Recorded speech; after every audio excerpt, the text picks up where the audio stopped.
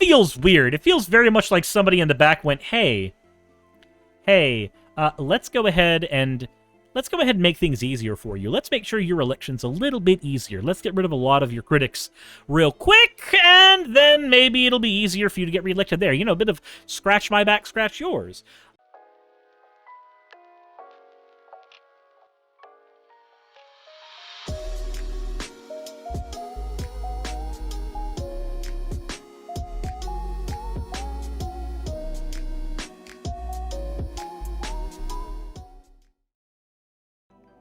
Guys, we gotta talk for a brief bit about Elon Musk. Because apparently, this dude decided that he's gonna be both the super hyper capitalist free speech advocate guy, and also the guy that decides that he's going to censor certain things in certain countries so that Twitter can be turned on in all of the countries. I don't know what the right opinion is here, but typically, wow, I'm just hearing a lot of stuff from my WhatsApp. I need to mute that real quick. There we go. Anyway, let's go ahead and get into everything. But first, let's get into the fan art section. This first one here is from a Nubian. Of course, it's from a Nubian. It's cursed, so it's from a Nubian. That it's just the slime Neko Suris face on top of IRL me with the Sonic onesie. Speaking of IRL me with the Sonic onesie, oh boy. This one is from Kitterdoodle. Behold, Suris being cursed using Magic the Gathering while wearing a Sonic hoodie. And a transparent one since the background is kind of mid for my own standards. I like the background, though. I like the background. It's everybody who's remembered me being forced into the Sonic onesie. And yeah, no, this is adorable. This is adorable. I actually think I might make this my profile picture over on Twitter. Thank you all for your fan art submissions. If you want your fan art to be shown in a future video, the best way to do so is to drop it into the fan art section of the Discord. With that said, hit the like button if you haven't already, subscribe if you haven't already, and as always, let's get into the topic after you subscribe. All right, let's go ahead and take a look at what we got here. Just hours after Elon Musk announced that NBC's Linda Yaccarino would succeed him as CEO of Twitter, the social network got tangled up in a high pay-grade global mess, one that has ramifications for free speech, world democracy, and fair elections. In other words, about as naughty as... Wow, that is, there's a few too many furries in my audience for that terminology to be used here. I'm sorry. We can't use the term naughty with a bunch of furries here. Can't do that. Can't do that. Anyway, but in other words, about as naughty as it will get for the bird site in its extremely hardcore era. On Friday night, the Twitter Global Government Affairs account tweeted out a thread explaining that in response to legal process to ensure Twitter remains available to the people of Turkey, we have taken action to restrict access to some content in Turkey today. The account further declared that Twitter had informed the account holders affected and clarified that the restricted content will remain available in the rest of the world. One could assume from this characterization that Twitter Turkey took similar actions to what Twitter India has historically done in the face of a government censorship demands, i.e. obscure a given tweet's visibility within the country's borders while allowing it to be viewed everywhere else Twitter operates. But the timing up the stakes here. The restriction occurred on the eve of a highly anticipated national election, one in which incumbent Turkish strongman Recep Tayyip Erdogan, I can't pronounce that, I'm sorry, Erdogan, faced his strongest presidential challenge in 2 decades. Even more on the nose, Erdogan's newfound electoral weakness this cycle stemmed in no small part to his from his disastrous response to the crippling February earthquakes that leveled much of Syria and Turkey while killing more than 50,000 Turks. In the immediate aftermath, one of Erdogan's first responses was to entirely restrict Turkish citizens' Twitter access, as the platform was inundated with criticism of the president that one would never find on Turkey's state-sanctioned media. Well then, that's interesting. So before we go much further, let's go ahead and kind of recap a little of where we are at currently. We've got a bunch of issues here. Restricting a bunch of access to Twitter users literally right before an election, when there's already a whole bunch of issues that have been faced by the political representative who is going up for re-election in regards to people criticizing him on Twitter.com, that feels weird. It feels very much like somebody in the back went, hey, let's go ahead and make things easier for you. Let's make sure your election's a little bit easier. Let's get rid of a lot of your critics real quick, and then maybe it'll be easier for you to get reelected there. You know, a bit of scratch my back, scratch yours. Remember when Elon Musk said that he needed to take over Twitter so that it can be a perfect free speech platform because he considered Twitter to be the public square now where everybody needed to be able to talk all the time? But he's very selective on what free speech means, and it's restricted to whichever region he's in at the time, I guess. Thanks, Elon. Also, hello, Tessa. Tessa is here, everybody. Say hello to her. Or, you know, get hurt.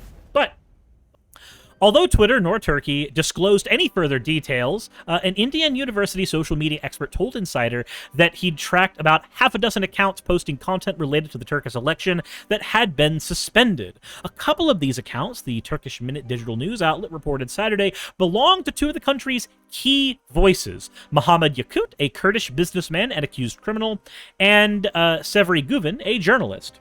The former has previously been targeted for posting explosive allegations against Erdogan's party on YouTube, most notably that a botched 2016 coup attempt against Erdogan was a false flag operation orchestrated by the government as a pretext to purge its opponents and consolidate state control over Turkish media. On April 19th, authorities arrested a Turkish journalist for the mere act of sharing Yakut's videos, and an Istanbul court ordered that Yakut's YouTube channel be banned altogether. Just weeks ago, a warrant was issued for Yakut's arrest after he posted some follow-up videos. Nevertheless, the businessman promised to share even more anti-Erdogan allegations online by Saturday, which likely spurred Turkey to take action on his Twitter account. Guven also posts YouTube videos about elite corruption, and he told the Turkish Minute that Erdogan's government has tried to throttle his reach in any way that it can. It was made impossible to find my videos when people search for them on YouTube in Turkey. Now comes the Twitter decision. Facebook has already been blocking my videos for the past 2 years. Again, I'm not super familiar with this entire scenario, so I don't know how corrupt Turkey's government might be. But I do know that this was found here as well. Tesla announced that the start of sales in Turkey at an event in Istanbul on Monday. Orders for deliveries started in October and are currently available for the Model Y. Apparently from Berlin. On Tuesday, Tesla opened the first 5 supercharger locations, 4 of them from any e-car brand. Now, again, I'm not 100% certain how much political machination is going on there. I don't know. I'm not a fly on the wall in any of those conversations. But the Turkish government basically asking Twitter to censor potentially its political opponents right before an election, and then Elon Musk complying with that is a bit interesting. That should generate a little bit of interesting conversation, I would think. Now, Elon himself has responded to this, saying, "Did your brain fall out of your head? The choices have Twitter throttled in its entirety or limit access to some tweets. Which one do you want?" I mean, I would think if you're trying to do the whole stand up for free speech thing, wouldn't it make more sense to stand up for free speech as opposed to trying to make sure that your customer base is spread everywhere across the world that you can get it? That's where I'm at. That's where I'm at. I could be wrong here. Again, I'm not as familiar as I should be talking about something like this, because I am more familiar with American politics than I am with Turkish politics. But if you're Elon Musk and you're having the choice between being the super-duper free speech warrior you think you are, and then not being that afterwards, I don't know. I don't know what to make of that. Now, granted, there is the argument that one can make that, hey, Elon has always said that free speech is what is allowed within the limits of any particular geological location. And I can understand that. That is a position I too would take were I in the position like Elon Musk, where I had to make sure that my customer base could spread everywhere. Now, there is an argument against this. that I've seen as well. What would you have us do? Do what Wikipedia did. We stood strong for our principles and fought to the Supreme Court of Turkey and won. This is what it means to treat freedom of expression as a principle rather than as a slogan. I like watching Elon get dunked on. I'm not gonna lie. Elon Musk isn't a free speech warrior. He just plays one on TV. And that's what this looks like to me. This looks like somebody who wants to say they're the free speech warrior, and everybody in each individual country might feel like he is being that. But if you look at what he's doing on a global scale, he's not doing that. On a global scale, he's kowtowing to the governments of each and every individual nation, which is to assume that every nation's laws are inherently just within its own borders. By that logic, slavery was just. I don't take that. I don't take that particular line of reasoning very far myself. I don't. But that does beg a couple of other questions. It is brought up here that there was also the fact that Turkey's Interior Secretary had warned citizens on Friday to be wary of Western influence on the upcoming elections, especially on digital networks. I'm one of the people most vulnerable to attacks and insults through the foreign social media accounts. The United States is interfering in these elections. Pissing off Turkey would have meant no Twitter access in a media market that favors Erdogan over his challengers to an almost cartoonish extent. And that may have been happy to blame the United States for election interference had Erdogan lost. In this case, election interference would literally just be people on the internet having opinions, right? Am I incorrect there? Am I incorrect there? I feel like maybe that's a bit, maybe a little stupid. Just a little stupid. People on the internet having opinions certainly can change political discourse. It can, but to say that it's election interference is a bit stupid. If you take that argument and move it forward in time, every election ever should have all social media completely cut off so as not to engage in election interference. Also, Suzy Clem says, BLM says, by that logic, slavery is just. Well, yeah, saying that anything is good as long as the nation's laws allow for it. Yeah, slavery is just under that, and I don't agree with that. Also, Chesh, hello! Thank you so much for the raid. Can we get a shout out for Chesh real quick? Thank you so much for the rate. Said, cut off social media. I'll get the cleaver. Hey. I need social media to live. I do need it to live. Oi. Now, following in on the article itself. Said, we have no idea whether that was the thinking behind the account restrictions or whether that was part of the reason Musk hasn't yet followed through on Saturday's promise to post what the government in Turkey sent us. The fact is, Musk is often happy to follow foreign governments' requests to crack down on users they oppose, which is absolutely not par for the course for all internet companies, no matter what they may claim. This is evidenced by the fact that Twitter under Musk has approved censorship orders at a higher rate than it ever had before the takeover from Musk, especially in repressive places like Turkey and in India.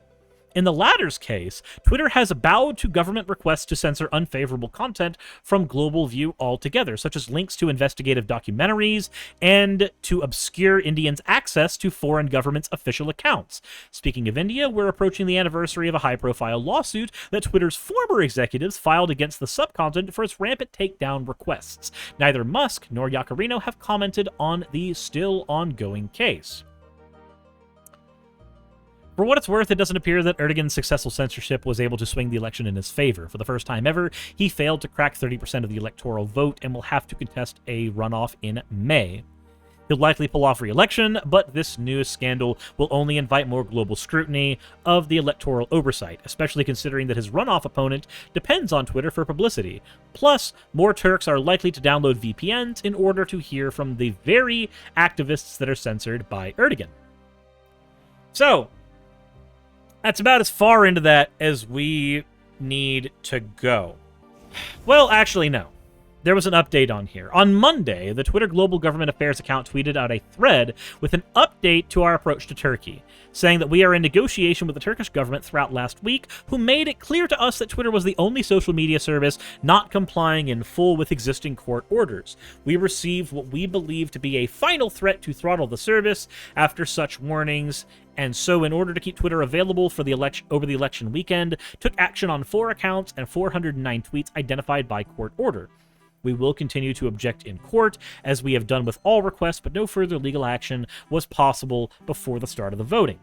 The account then shared pictures of court documents from relevant litigation, which appear to display in part a long list of tweets from accounts belonging to Muhammad Yakut. So that is here. We can take a look at that real quick. Will Musk fold and go out through lawsuits and such? We'll see here. We'll see here. All right, so it's got the different accounts there. I can't read any of this because it's not in a language that I understand. I only speak American. But so at least they are providing updates there. That's, you know, that's something.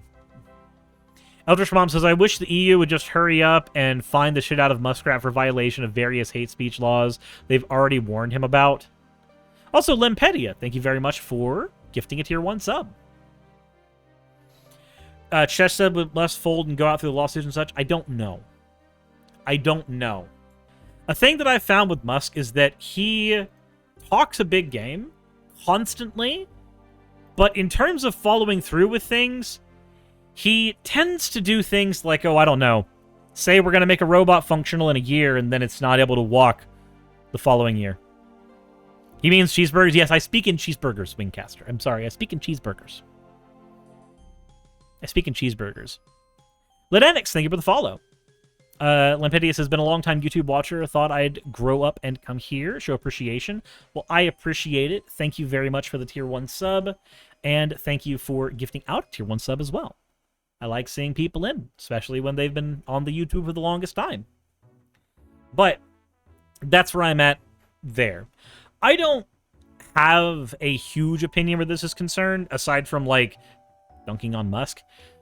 Unfortunately, I am not as familiar with the geopolitical state of places like Turkey. It's just outside of my purview. I need to get more educated on global politics, obviously, but the majority of my focus has, and probably will for the future, still be the United States, because we have a fog ton of problems here that we keep on messing up on, especially when it comes to trans people. So, this is where I want to throw it back to you guys and my audience. It's hard for me to figure out where I come down on a video like this, but I do want to know y'all's opinions. I do want to know where your opinions are, where this is concerned. So let me know in the comment section below. And why is Pippa trending? I just saw that. Why? What has happened now? Anyway, as always, everybody, instant end video tagline here.